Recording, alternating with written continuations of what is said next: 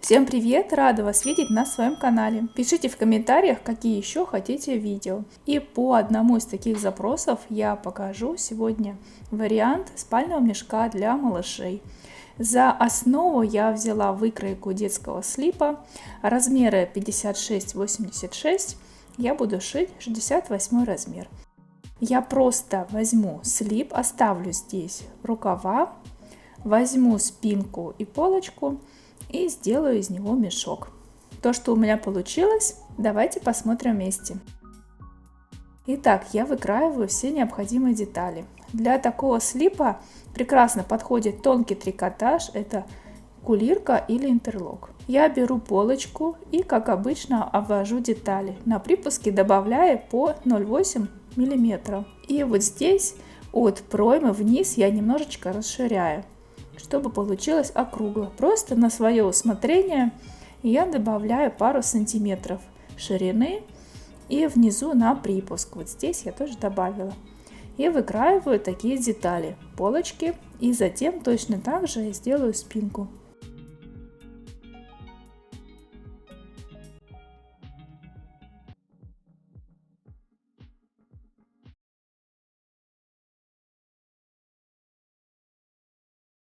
Ткань складываю пополам и к сгибу прикладываю деталь спинки.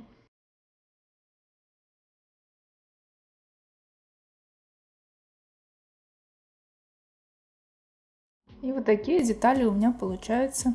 В дальнейшем это будет спальный мешок. Многие мамочки уже отметили удобство такого спального мешка. Также здесь у меня молния. Я взяла потайную молнию. Вы можете взять любую. Еще классно здесь подойдет, если у вас молния будет двойная, то есть с двойным замочком внизу и сверху, чтобы менять подгузник. У меня была самая обычная молния потайная, ее я буду использовать. Лицом к лицу прикладываю к одной из части полочки, скалываю иголочками, прокладываю строчку на машинке. Лапку поменяла для притачивания потайных молний. И перед тем, вот как притачивать, обметайте срезы на полочке. Я обметала на оверлоке, если у вас нет его, просто строчкой зигзаг или оверлочной строчкой на вашей бытовой машинке.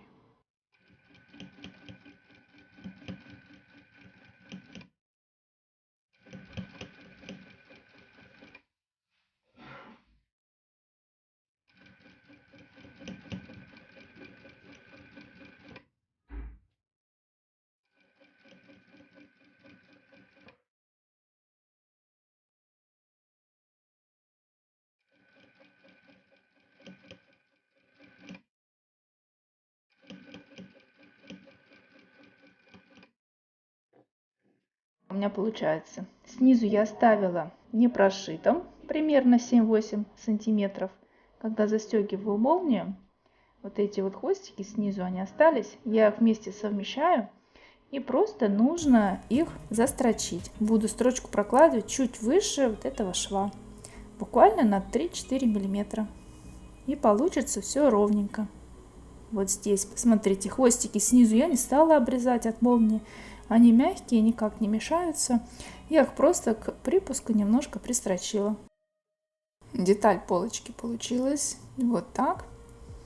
И теперь я беру деталь спинки, прикладываю лицом к лицу детали и стачиваю плечевые швы. Затем в открытую пройму втачиваем рукав. На рукаве есть отметки, их совмещаем в вершину, и есть отметка к полочке, чтобы вы не запутались.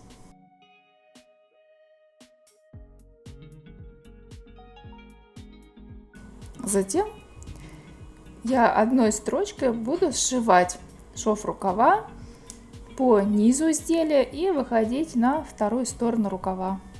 Здесь у меня получилась спинка немножко шире, вот видите на видео, потому что я выкраивала это все самостоятельно, без выкройки, и у меня немножко больше получилось. Я просто это все уберу с помощью оверлока.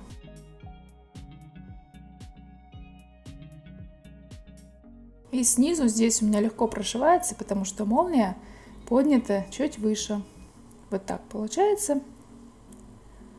Я обработала все швы И теперь нужно измерить ширину рукава, чтобы втачать манжет. У меня получается 18 сантиметров. И 18 я умножаю на 0,8. Коэффициент получается 14,4. Выкраиваем из рибаны 14,5 сантиметров. А шириной я возьму 8 сантиметров. Это будут 2 манжета. Можно также сделать из основной ткани, но лучше, конечно, из рибаны, она тянется.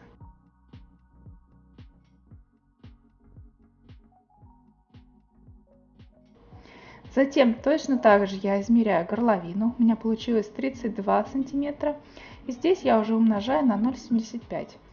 Получается 24.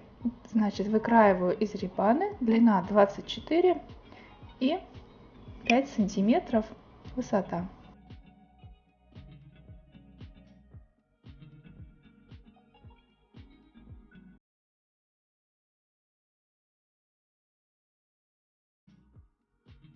Затем обтачку горловины складываю пополам и вот здесь ставлю отметку в серединке, а края нужно немножко подрезать, чтобы они были остренькие.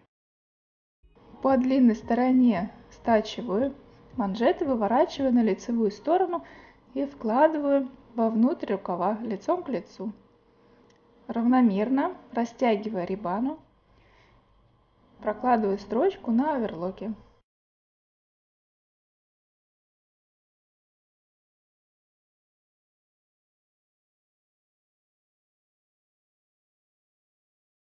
И теперь точно так же я обрабатываю горловину.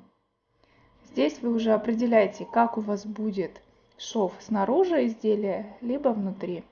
Здесь я сделаю снаружи, то есть эту обтачку я прикалываю внутри, и шов получится снаружи. Нахожу серединку, скалываю иголочками и равномерно, растягивая только рибану, прокладываю строчку.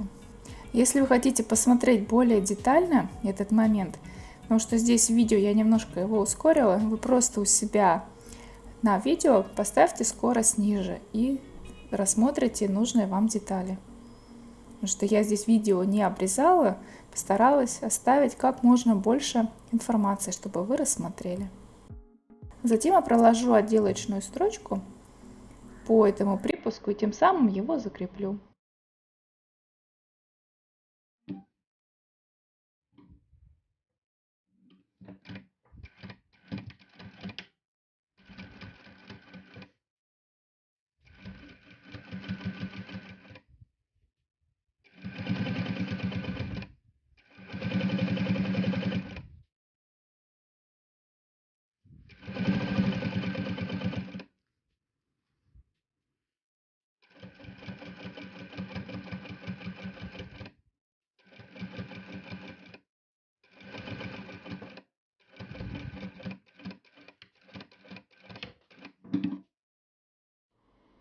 Вот что у меня получилось. Так, обработана горловина.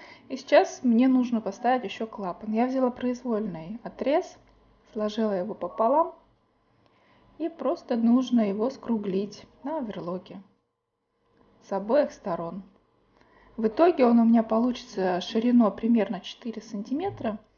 Здесь я просто его померяю, и если мне понравится, я так уже его и оставлю по ширине.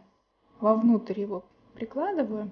И здесь я решила, что он немножко широковат, просто его немножко подрежу.